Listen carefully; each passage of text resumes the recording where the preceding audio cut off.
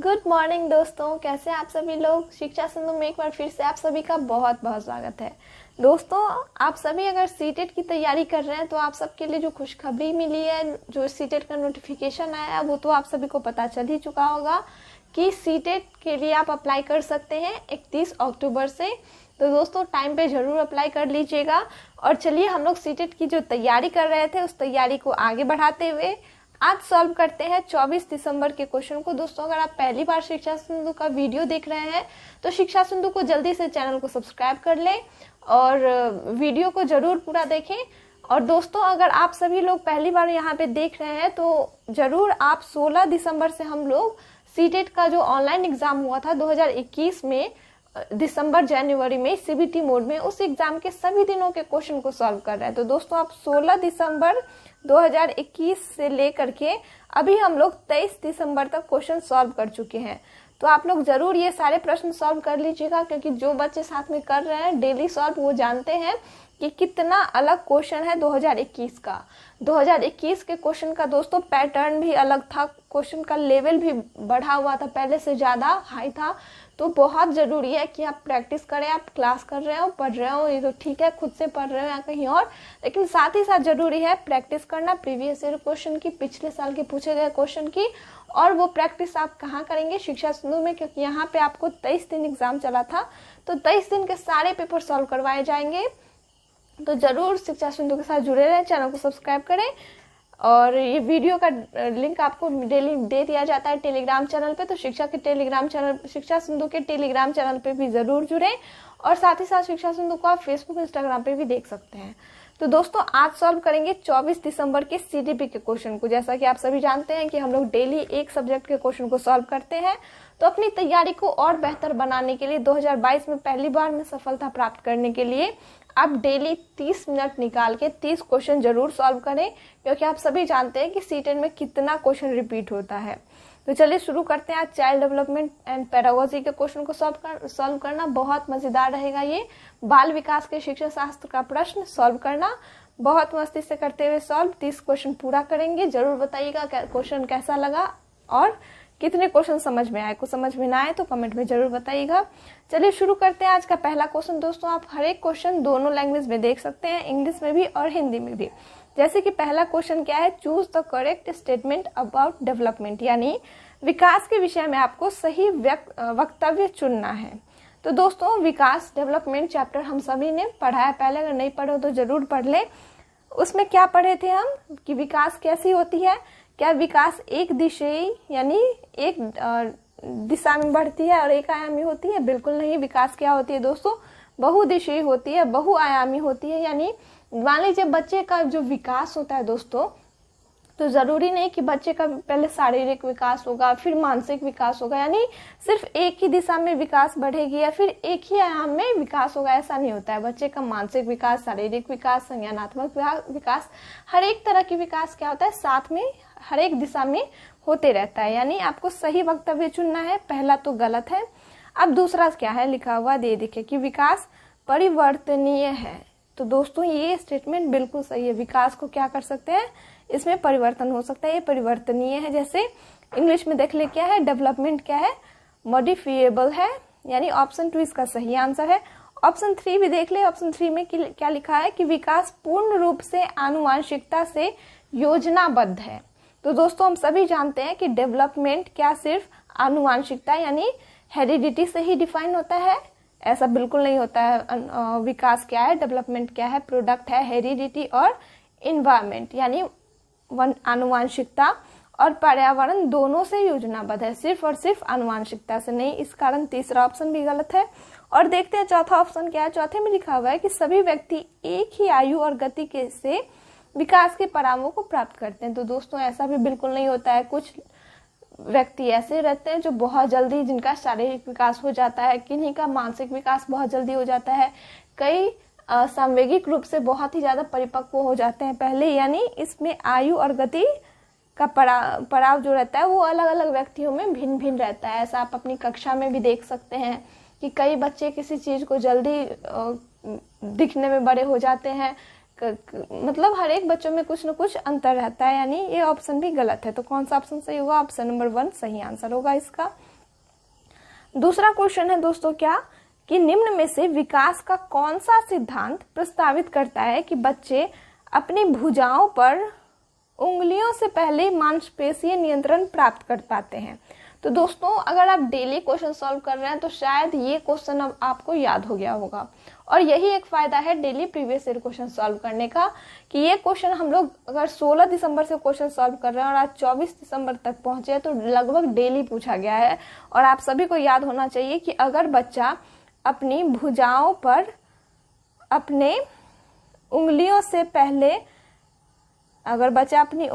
पहले अपने भुजाओं पर क्या करता है,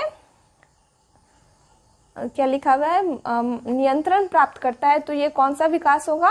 ये विकास कहलाएगा अधोगामी सिद्धांत, यानी प्रॉक्सिमोडिस्टल सिद्धांत जिसे कहते हैं वो। ये सिद्धांत ही क्या कहता है कि बच्चे का जो विकास होता है वो, जैसे ये बच्चा है तो बच्चे का विकास होगा वो केंद्र से बाहर की ओर होगा, यानी शरीर के केंद्र बिंदु से बाहर की तरफ। जैसे पहले बच्चे का विकास उसके बाजू का होगा, फिर उसके हथेलियों का विकास होगा, फिर उसके उंगलियों का विकास होगा। एग्जाम्पल से समझे कि बच्चा पहले अपनी हथेली से कुछ पकड़ता है, फिर अपनी उंगलियों का इस्तेमाल करता है, फिर अपनी उंगलियों के टिप का जो होता है उसका इस्तेमाल करता है, यानी केंद्र से बाहर की ओर विकास हो, उसे अधोगामी प्रॉक्सिमोडिस्टल सिद्धांत कहते हैं। और अगर बच्चे के सिर से बच्चे के पैर की तरफ जो विकास हो, उस विकास को क्या कहते हैं दोस्तों? बच्चे के सिर से बच्चे के पैर की तरफ जो विकास होता है उस विकास को कहते हैं शीर्षगामी सिद्धांत, सेफलोकॉर्डल सिद्धांत जिसे कहते हैं वो। तो याद रखें हमेशा इस दोनों सिद्धांत को, क्योंकि हर एक दिन इससे क्वेश्चन देखने को मिल रहा है। नेक्स्ट क्वेश्चन है कि शारीरिक लक्षण जैसे कि आंखों का रंग, ऊंचाई, बालों का रंग, ये सब हमें किससे प्राप्त होता है? यानी आपके आंख काले हैं, भूरे हैं, नीले हैं, बाल लंबे हैं, सॉरी लंबे नहीं मतलब हाँ घुंघराले हैं, सीधे हैं, ये सब आपको कहाँ से प्राप्त होता है? तो ये सब क्या होते हैं दोस्तों? ये सारी चीज क्या होती है? वंशागत होती है, इनहेरिटेड होती है ये सारी चीजें। ये पर्यावरण का इस पे कोई प्रभाव नहीं पड़ता है ज्यादा, और सांस्कृतिक कारक तो बिल्कुल इसे सुनिश्चित नहीं करता, और ना ही आनुवंशिकता और पर्यावरण के बीच अंतःक्रिया का, यानी आनुवंशिकता और पर्यावरण के बीच अंतःक्रिया क्या कहलाएगा? डेवलपमेंट, विकास का तो इस पे बिल्कुल प्रभाव नहीं पड़ता। ये किससे होता है? ये वंशागत होते हैं। बढ़ते हैं अगले प्रश्न पे। अगले प्रश्न में क्या लिखा है दोस्तों कि प्राइमरी एजेंसी सोशलाइजेशन का क्या होगा? बच्चे के समाजीकरण की प्राथमिक संस्था कौन सी है? तो दोस्तों बच्चे की समाजीकरण की प्राथमिक संस्था है कौन? परिवार। हमेशा याद रखें फैमिली जो होता है वो बच्चे का प्राथमिक संस्थान होता है समाजीकरण का, उसके अलावा जो भी होंगे वो द्वितीय होंगे।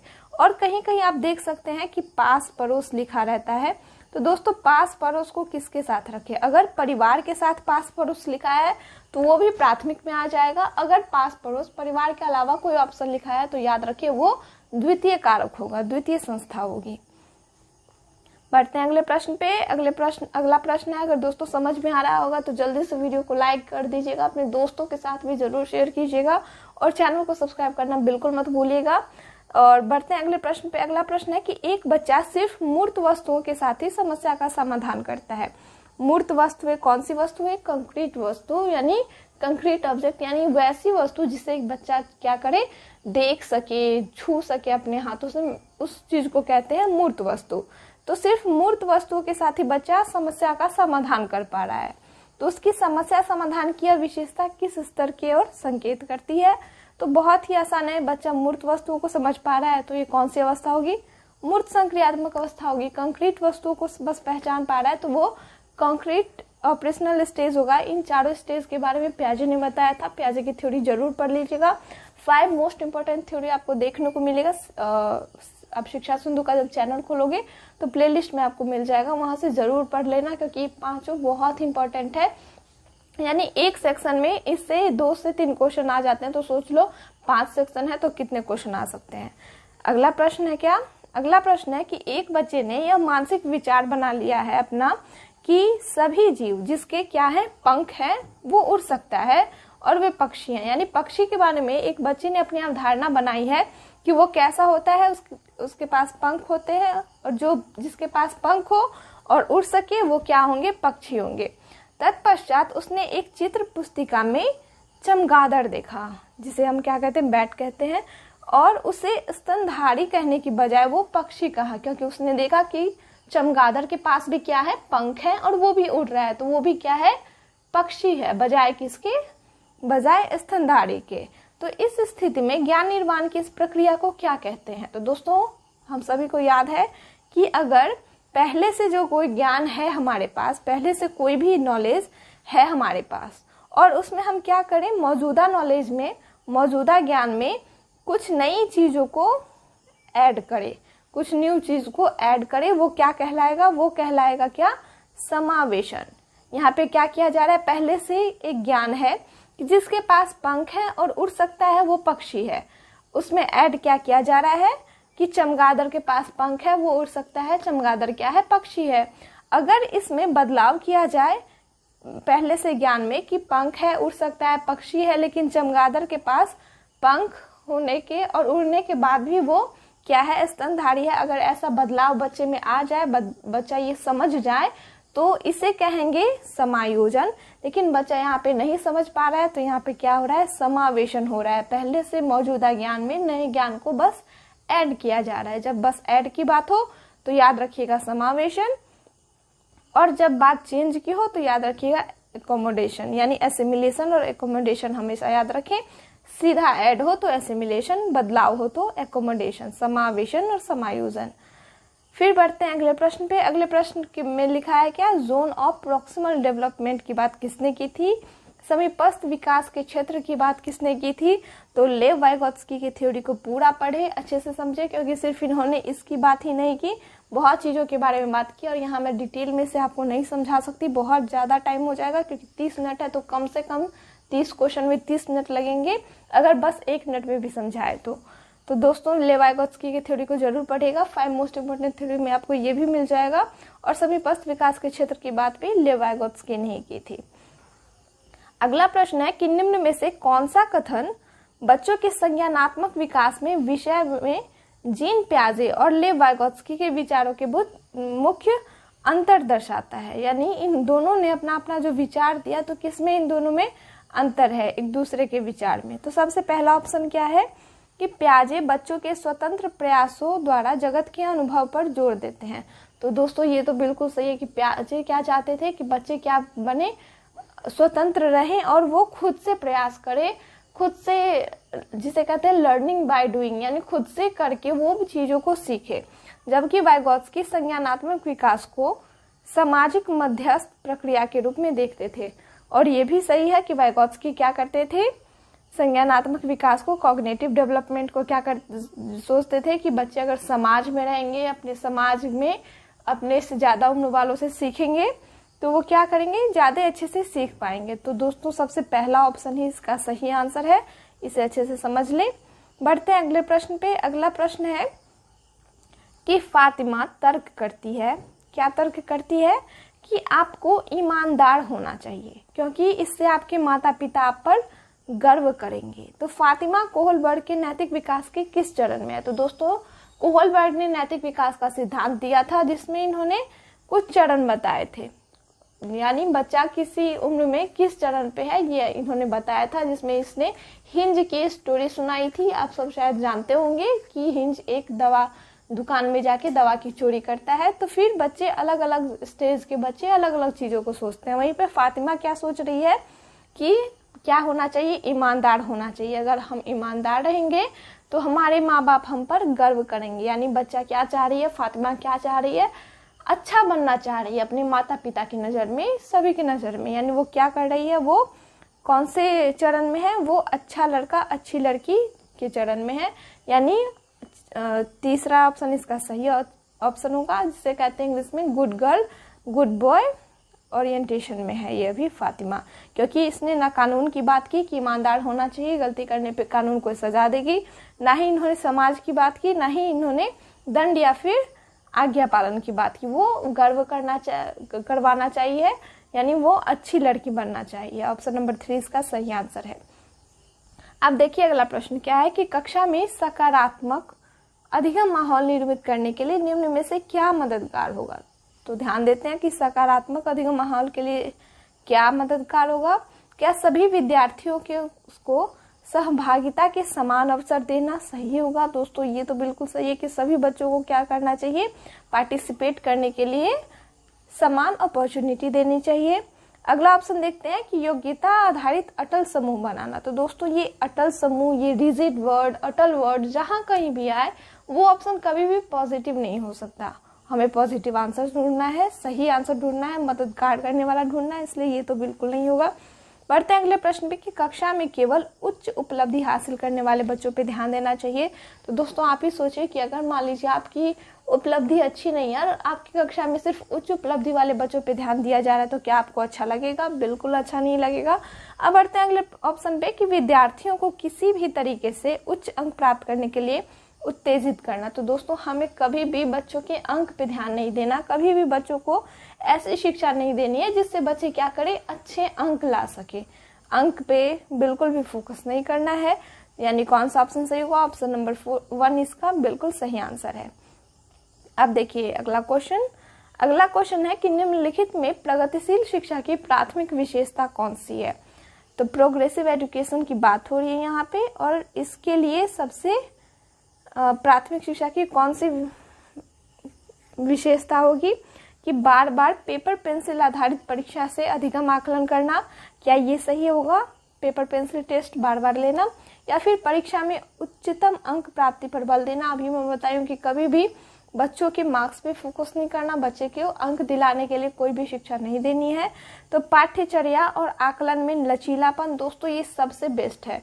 ये वर्ड जो है लचीलापन, ये बहुत ही अच्छा है। कब? पाठ्यचर्या और आकलन में। दोस्तों बच्चे की जो पाठ्यचर्या होती है, इनका जो असेसमेंट होता है, इसमें हमेशा क्या होनी चाहिए, फ्लेक्सिबिलिटी होनी चाहिए। हमेशा क्या होना चाहिए, लचीलापन होना चाहिए। ये ऑप्शन बिल्कुल सही ऑप्शन है। बाह्य उत्प्रेरक का बार बार इस्तेमाल। आप भी अगर कोई शिक्षक बनना चाहते हैं, अच्छा शिक्षक बनना चाहते हैं, तो कभी भी अपने कक्षा में ज्यादा बाह्य उत्प्रेरक का इस्तेमाल ना करें। बाह्य उत्प्रेरक होते हैं जैसे बच्चे को कोई क्वेश्चन सॉल्व करने पे बार बार टॉफी देना, कोई प्राइज देना, ऐसे उत्प्रेरक का इस्तेमाल कभी ना करें, ये बिल्कुल सही नहीं है। तो कौन सा ऑप्शन सही होगा? ऑप्शन नंबर 3 इसका सही आंसर है। बढ़ते हैं अगले प्रश्न पे। अगला प्रश्न है कि हावर्ड गार्डनर जिन्होंने क्या किया था, बहुबुद्धि का सिद्धांत दिया था। यदि कक्षा में कोई सहकर्मी समूह के स्वभाव, इरादों और मनोदशा के प्रति उचित प्रक्रिया देने में सक्षम है तो वह किस प्रकार की बुद्धि रखता है या रखती है। यहाँ पे ध्यान दें क्या कहा जा रहा है कि कोई बच्चा है जो अपने पीयर्स का, यानी उनके साथ रहने वाले बच्चों के समूह के जैसा उनका स्वभाव है, जो उनका इरादा है या फिर जो भी उनकी मनोदशा रहती है, उसके प्रति एकदम उचित प्रतिक्रिया देता है, उसी के हिसाब से वो बोलता है, करता है। तो उसके पास कौन सी बुद्धि है? तो दोस्तों यहाँ पे शारीरिक बुद्धि की बात नहीं हो रही है, ना ही यहाँ पे बात हो रही है संगीतीय बुद्धि की। तो यहाँ पे या तो होगी अंतःवैयक्तिक बुद्धि या फिर अंतर्वैयक्तिक बुद्धि। अब समझते हैं कि अंतःवैयक्तिक बुद्धि क्या होती है और अंतर्वैयक्तिक बुद्धि क्या होती है। तो दोस्तों अगर कोई दूसरे के हिसाब से दूसरे के मन की बात को समझे तो उसे कहते हैं अंतर्वैयक्तिक बुद्धि, जैसा कि यहाँ पे ये बच्चा कर रहा है। ऑप्शन नंबर 3 सही है। और अगर यहीं पे रहता है कि बच्चा खुद के अंदर की बात को समझ रहा है, खुद की बातों को ये समझ रहा है कि वो जो सोच रहा है वो सामने वाला समझ रहा है, उसे कहते हैं अंतःवैयक्तिक बुद्धि। तो कौन सा ऑप्शन सही होगा? ऑप्शन नंबर 3 इसका सही आंसर होगा। खासकर नेताओं में दोस्तों ऐसी बुद्धि बहुत ज्यादा होती है। और बढ़ते हैं अगले ऑप्शन में। अगला क्वेश्चन है कि व्यवसाय के संप्रत्यय को पढ़ाते हुए, यानी बिजनेस के संप्रत्यय को पढ़ाते हुए मेनिका विद्यार्थियों को पुरुष और महिलाओं के गैर पारंपरिक कार्य करते हुए फ्लैश कार्ड दिखाती है। गैर पारंपरिक कार्य कैसे कार्य होंगे? यानी जो कार्य लगभग हम सोचते हैं कि ये तो पुरुष के कार्य है, उन कार्यों को महिलाएं कर रही हैं, और जो हम लोग सोच लेते हैं कि ये तो महिला का काम है, वो काम पुरुष कर रहे हैं, ये काम हुआ गैर पारंपरिक कार्य।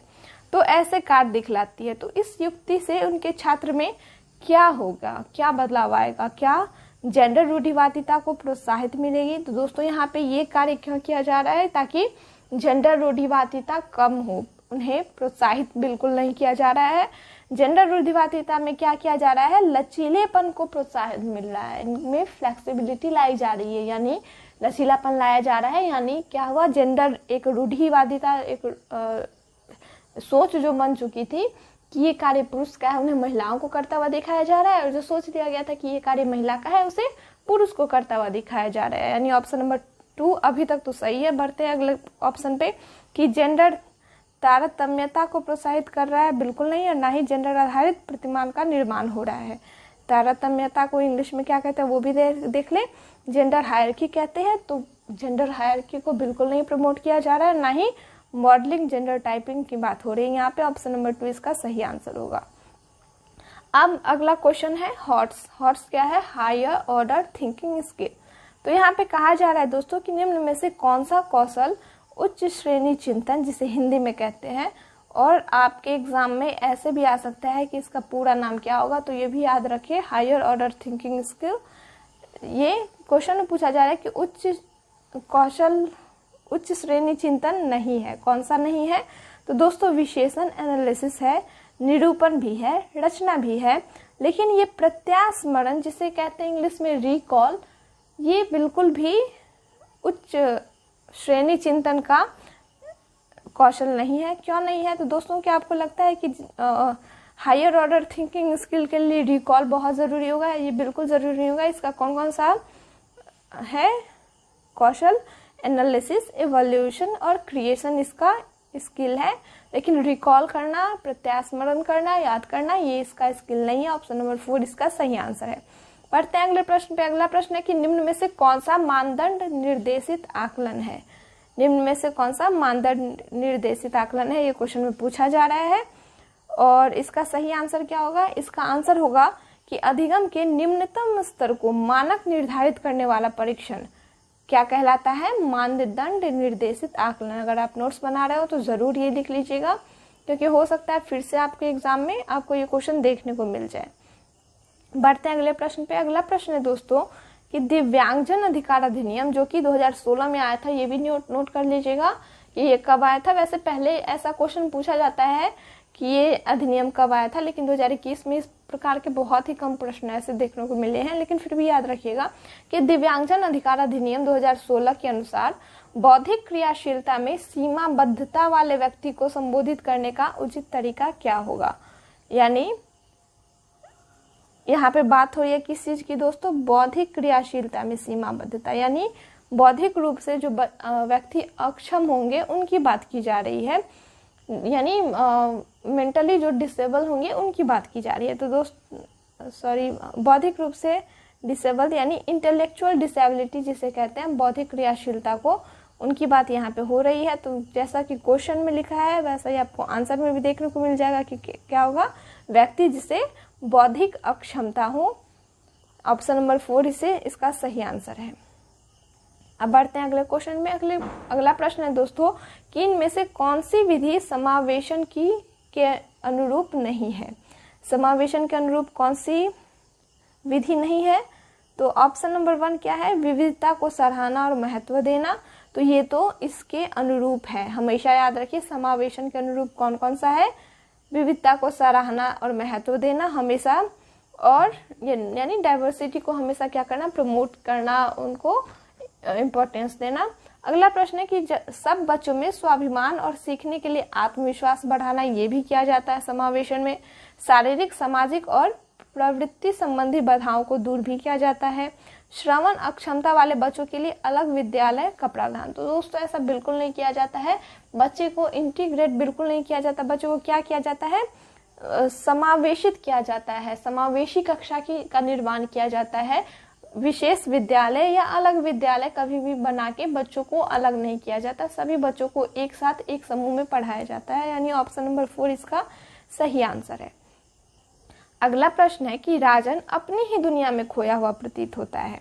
वह दूसरे लोगों से नेत्र संपर्क, आई कांटेक्ट नहीं करता, सारा दिन एक पंख के साथ अकेले खेलता है। तो राजन का यह व्यवहार निम्न में से किस विकार की ओर संकेत करता है?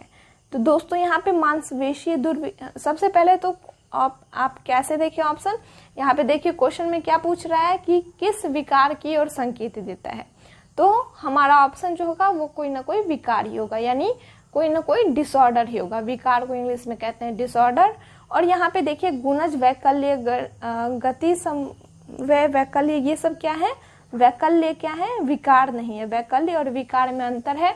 विकार को इंग्लिश में कहते हैं क्या? डिसऑर्डर। और वैकल्य को हिंदी में क्या कहते हैं? डिसेबिलिटी। जैसे डिसलेक्सिया, डिस्कैलकुलिया, ये सब क्या हुआ? एक डिसेबिलिटी है, यानी ये दोनों क्या है? एक डिसेबिलिटी है। ये डिस्कैलकुलिया कहते हैं गुणज वैकल्य को इंग्लिश में। तो ये दोनों तो डिसेबिलिटी है, तो ये दोनों तो ऑप्शन होंगे नहीं। होगा कौन सा? या तो स्वलीन विकार या फिर दुर्विकार, मांसपेशी दुर्विकार। तो दोस्तों यहाँ पे ये बच्चा अच्छे से खेल पा रहा है, यानी सब कुछ कर रहा है, तो इसके मांसपेशी में तो कोई विकार नहीं है, यानी कौन सा ऑप्शन सही होगा? स्वलीन क्रम विकार इसका सही आंसर होगा। Option number 2 autism spectrum disorder इसका सही आंसर है। बढ़ते हैं अगले प्रश्न पे। अगले प्रश्न में लिखा हुआ है कि विषय वस्तु को पढ़ते समय शब्दों को हटाने, उलटकर लिखने और बदलकर लिखने में कठिनाई आना विकार की किस तरफ इशारा करती है? तो क्वेश्चन नंबर 19 का सही आंसर दोस्तों कौन सा होगा? क्या कहेंगे इसे? हाँ, क्वेश्चन नंबर 19 का सही आंसर क्या होगा? वाचन वैकल्य, जिसे कहते हैं डिसलेक्सिया। डिसलेक्सिया में क्या होता है दोस्तों कि बच्चे हटाने, उलटकर लिखने और बदलकर लिखने में कठिनाई महसूस करते हैं। और डिसलेक्सिया को यहाँ पे देख लीजिए कि हिंदी में क्या लिखा था? वाचन वैकल्य। कई बार ऐसा होता है कि हिंदी में अलग अलग शब्दों का प्रयोग किया जाता है, इसे समझ में ना आए, तो इन चीज़ों को कोशिश करें कि आप इंग्लिश में ही याद करें इन सारे शब्दों को। डिसलेक्सिया को, डिस्कैलकुलिया को, डिस्फोपिया को, इस सब को इंग्लिश में याद कर ले, साथ ही कोशिश करें कि हिंदी में भी याद रहे। अब देखिए अगला प्रश्न क्या है? अगला प्रश्न है कि किसी चीज के विषय में नूतन तथा असाधारण रूप से सोचना और समस्या के निदान के लिए अनोखे समाधान ढूंढने की क्षमता क्या कहलाती है? तो इसे क्या कहेंगे? इसे कहेंगे सृजनात्मकता, जिसे कहते हैं क्रिएटिविटी। क्योंकि यहाँ पे क्या किया जा रहा है? असाधारण रूप से सोचा जा रहा है। जैसे किसी चीज को, किसी क्वेश्चन को हमको सॉल्व करना है, तो हम क्या करते हैं? या तो एक साधारण सी बात सोच लेते हैं, लेकिन उन सभी चीजों से अलग हटकर सोचना, कुछ असाधारण रूप से सोचना और समस्या के निदान के लिए अनोखे समाधान ढूंढना, ये सब जो क्षमता होती है उस क्षमता को कहते हैं सृजनात्मकता। और इसका सही ऑप्शन कौन सा है? ऑप्शन नंबर 4 इसका सही आंसर है। बढ़ते हैं अगले प्रश्न पे। अगले प्रश्न में पूछ रहा है कि एक शिक्षिका कुछ लिखित सामग्री का एवं सब्जियों और फलों की तस्वीरों का प्रयोग करते हुए अपने छात्रों के साथ चर्चा करती है। विद्यार्थी इस परिचर्या को अपने पूर्व ज्ञान से जोड़ते हुए पोषण का संप्रत्यय सीखते हैं। तो यह उपागम निम्न में से किस पर आधारित है? तो क्या होगा इसका सही आंसर? ये किस पर आधारित है? ये आधारित है ज्ञान के निर्माण पर। क्योंकि यहाँ पे क्या किया जा रहा है? पहले से मौजूदा जो ज्ञान है उसमें नए संप्रत्यय को उससे जोड़ते हुए सीख रहे हैं, यानी ज्ञान के निर्माण पर आधारित ये प्रक्रिया है। ऑप्शन नंबर 4 इसका सही आंसर होगा। बढ़ते हैं अगले प्रश्न पे। अगला प्रश्न है कि सृजा को पूरा यकीन है कि वह गणित की आगामी परीक्षा में पिछली तरह क्या होगी? असफल हो जाएगी, इसलिए उसने उस विषय में मेहनत ही करनी छोड़ दी। कई बार ऐसा होता है कि बच्चे पहले ही सोच लेते कि आज तक कभी पास किए नहीं, अब क्या पास करेंगे, तो इसमें बेकार मेहनत करना। तो ऐसा ही सृजा भी कर रही है। तो वैसे भी उसकी शिक्षिका जो है उसको मंद अपेक्षाएं हैं उसे, यानी वो भी सोच रही है कि वो फेल ही हो जाएगी, मेहनत नहीं कर रही है, और उसकी जो टीचर है वो भी सोच रही है कि ये तो फेल ही करती है, तो उससे क्या अपेक्षा करना। ऐसा हो रहा है। तो इससे आप सृजा के बारे में क्या अनुमान लगा सकते हैं? क्या सृजा आलसी और बहाने बनाती है? ऐसा तो बिल्कुल नहीं है, वो आलसी नहीं है, वो तो बाकी विषय में क्या कर रही है? मेहनत कर रही है, बस गणित में वो मेहनत करना छोड़ रही है, तो वो आलसी नहीं है। और हमेशा याद रखें, अगर कोई भी क्वेश्चन आपके सामने आए, भले ही आपके क्लास में भी बच्चे आलसी हो या कुछ भी हो, आपको कभी भी ये नहीं समझना कि बच्चे आलसी हैं, बच्चे बहाने बनाते हैं। उसका कोई और कारण हो सकता है जिसके कारण वो मेहनत नहीं कर रहे हैं। जैसे इस क्वेश्चन में देखिए क्या है कि अधिगम असाध्यता का अनुभव कर रही है। तो दोस्तों ये बिल्कुल सही आंसर है। क्या? अधिगम असाध्यता। अधिगम असाध्यता क्या हुआ कि उसे अधिगम करने के लिए कुछ ऐसा नहीं मिल रहा, यानी उसकी टीचर जो है वो भी उसकी मदद नहीं कर रही है, वो भी उसे हेल्प नहीं कर रही है, वो यानी वो क्या हो रही है, वो हेल्पलेस महसूस कर रही है, जिसके कारण ऐसा हो रहा है। अगर उसकी टीचर उसको बताती कि तुम मेहनत करो, तुम ऐसे मेहनत करो, तुम ये करो, कुछ कुछ बताती, तो शायद उसकी रुचि गणित में बढ़ती और वो इस बार सफल हो जाती, लेकिन ऐसा नहीं हो रहा। यानी ऑप्शन नंबर 2 इसका सही आंसर है।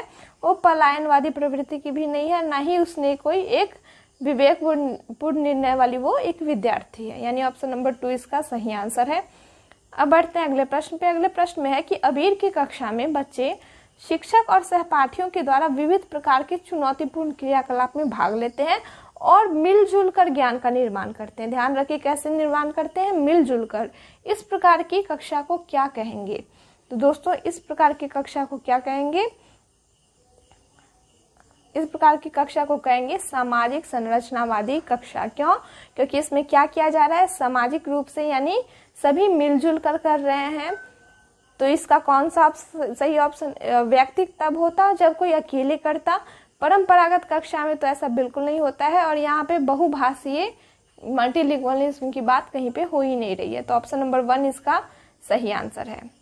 बढ़ते हैं दोस्तों अगले प्रश्न पे। अगले प्रश्न में क्या लिखा हुआ है कि निम्न में से कौन सी शिक्षा शास्त्रीय रणनीति राष्ट्रीय शिक्षा नीति 2020 द्वारा प्रस्तावित है? तो यहाँ पे देखिए कि कौन कौन सा है राष्ट्रीय शिक्षा नीति 2020 द्वारा प्रस्तावित।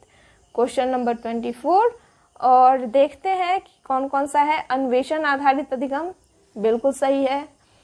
कथावाचन आधारित अधिगम यानी स्टोरी टेलिंग जिसे कहते हैं, उस पे आधारित शिक्षा शास्त्र, ये भी सही है। वेधन तथा बार बार अभ्यास।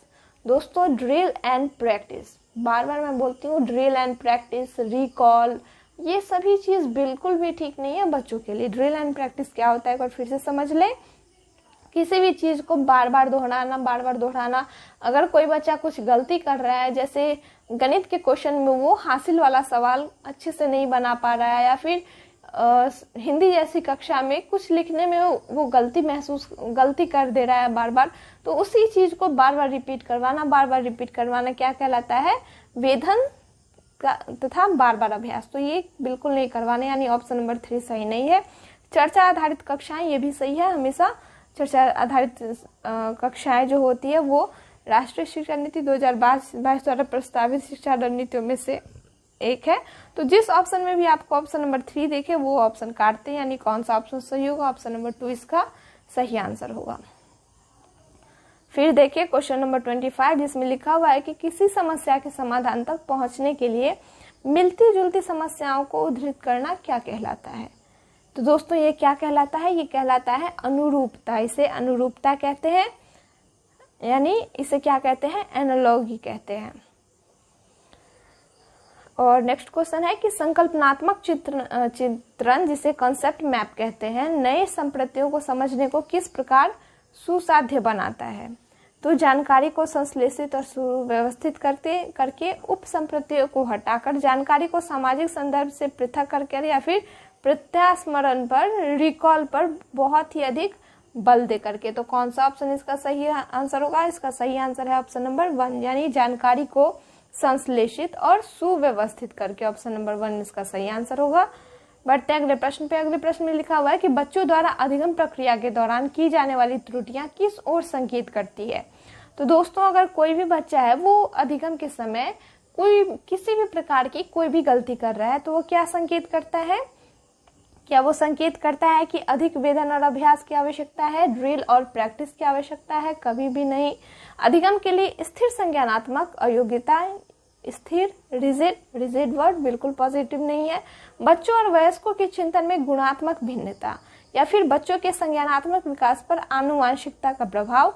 हम ऐसा बिल्कुल नहीं कर सकते कि अगर कोई बच्चा है वो बार बार गलती कर रहा है तो यानी उसकी माता के कारण ऐसा हो रहा है, फिर उसके पिता के कारण ऐसा हो रहा है, उसके दादा दादी पढ़े नहीं थे, ऐसा बिल्कुल नहीं कह सकते। यानी ये भी ऑप्शन भी सही नहीं है। तो कौन सा ऑप्शन सही होगा? ऑप्शन नंबर 3 इसका सही आंसर है। यानी देखिए दोस्तों, कहा क्या गया है कि बच्चे कुछ भी सोचें और वयस्क कुछ भी सोचे, दोनों के सोचने में जो मात्रात्मक जो होता है वो दोनों का सोच बराबर रहता है, लेकिन गुणात्मक जो होती है उन दोनों की सोच में भिन्नता होती है।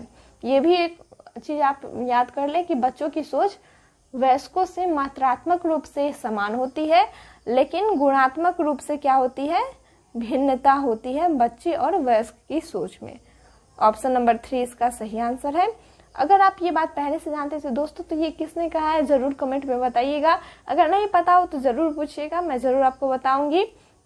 और पसंद आया हो तो जरूर लाइक और सब्सक्राइब करके जाइएगा। बढ़ते हैं अगले प्रश्न पे। अगला प्रश्न है कि एक अध्यापिका में यह योग्यता होना बहुत जरूरी है कि वह खुद को विद्यार्थी के स्थान पर रखकर ये महसूस कर सके कि वो महसूस कर रहे हैं, क्या महसूस कर रहे हैं। तो यह योग्यता क्या कहलाती है दोस्तों? कई बार आप देखते होंगे कि अगर किसी को कुछ हो, किसी के साथ कुछ हो, किसी को चोट लगे तो हम कहते हैं हम सोचते हैं कि हाँ कैसे चोट लग गई। या फिर कई बार किसी के साथ कोई ऐसी घटना घटती है जिससे हम देखते हैं तो हमें याद आ जाता है कि ऐसी घटना मेरे साथ भी घटी थी। वहां पे हम क्या करते हैं, खुद को उस स्थान पे रख के उस दर्द को महसूस करते हैं। तो दोस्तों दो चीज होती है, एक तो होती है सहानुभूति, एक होती है तदानुभूति। सहानुभूति को इंग्लिश में कहते हैं सिंपैथी और तदानुभूति को इंग्लिश में कहते हैं इम्पैथी। तो दोस्तों अगर किसी के दुख, कष्ट, खुशी, किसी भी चीज को हम महसूस कर रहे हैं तो उसे कहेंगे सहानुभूति।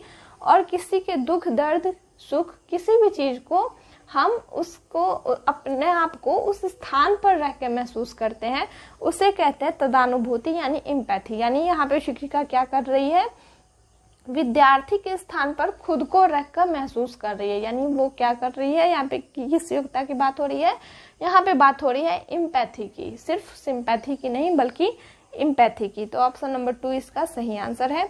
और बढ़ते हैं अगले प्रश्न पे। अगला प्रश्न है कि ऐसी स्थिति जहां परिणाम अनिश्चित हो लेकिन ध्यान असफलता पर हो तब बच्चे को कैसा भाव महसूस होगा। यानी कई बार देखे होंगे कि एग्जाम देने कोई बच्चा जाता है तो उसे पता नहीं रहता है कि वो पास होगा या फिर फेल होगा, लेकिन फिर भी क्या होता है कि कई के पैर हाथ कांपने लगते हैं, शरीर ठंडा पड़ने लगता है। यानी वो क्या कर रहा है, परिणाम अनिश्चित है, पता नहीं है पास होगा या फेल होगा, सफल होगा असफल होगा। लेकिन ऐसी स्थिति में अगर वो बच्चा क्या कर रहा है, कौन सा भाव महसूस कर रहा है ऐसी स्थिति में जहाँ परिणाम अनिश्चित हो लेकिन ध्यान असफलता पे हो कि कहीं फेल हो जाए तो क्या होगा, कहीं पास ना हो तो फिर आगे क्या होगा। तो ऐसे भाव को क्या कहेंगे, ऐसे भाव को कहते हैं दोस्तों एंग्जाइटी, दुश्चिंता कहते हैं इसे।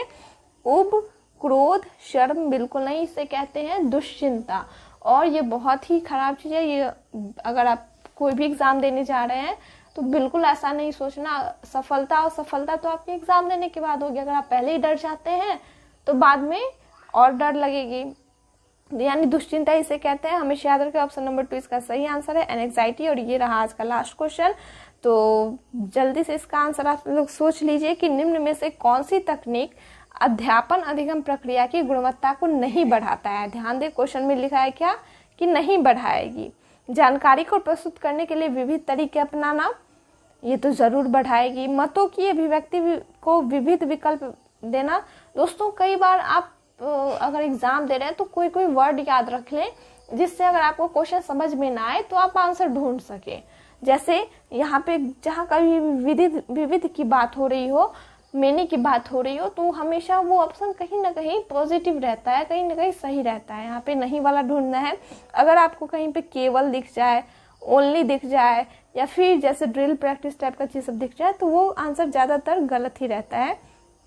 फिर ऑप्शन में देखें क्या, अधिगम के लिए आकलन के विविध तरीके का प्रयोग किया जा रहा है। बच्चों को विविध तरीके से नामीकरण करके, यहाँ भी लिखा है विविध तरीके से लेकिन क्या है, नामीकरण करके, बच्चों की लेबलिंग करके। और लेबलिंग वर्ड बिल्कुल सही नहीं है। बच्चे को क्यों नहीं सही है दोस्तों, क्योंकि बच्चे का लेबलिंग बिल्कुल नहीं करना, हमें बच्चे का नामीकरण नहीं करना। हमेशा याद रखें बच्चे को कभी भी नामीकरण नहीं करना है, बच्चे की कभी भी लेबलिंग नहीं करनी है, चाहे वो ग्रेड से हो, चाहे वो किसी भी चीज़ से हो उसे नामीकरण नहीं करना है। कई बार क्लास में होता है फर्स्ट सेकेंड थर्ड ऐसे बोल देते हैं, या फिर A grade B grade C grade, ऐसा बिल्कुल नहीं करना है। और हमें नहीं वाला पूछ रहा है, यानी ऑप्शन नंबर 4 इसका सही आंसर होगा। यहीं पे खत्म होती है आज की क्लास। आज के 30 प्रश्न कैसे लगे जरूर बताइएगा। कोई प्रॉब्लम हो तो कमेंट में जरूर पूछिएगा। शिक्षा सिंधु के चैनल को टेलीग्राम पे जरूर ज्वाइन कर ले, और शिक्षा सिंधु को आप फेसबुक इंस्टाग्राम पे भी फॉलो कर सकते हैं। देखने के लिए बहुत बहुत धन्यवाद। मिलते हैं अगले क्लास में, और अगले क्लास में सॉल्व करेंगे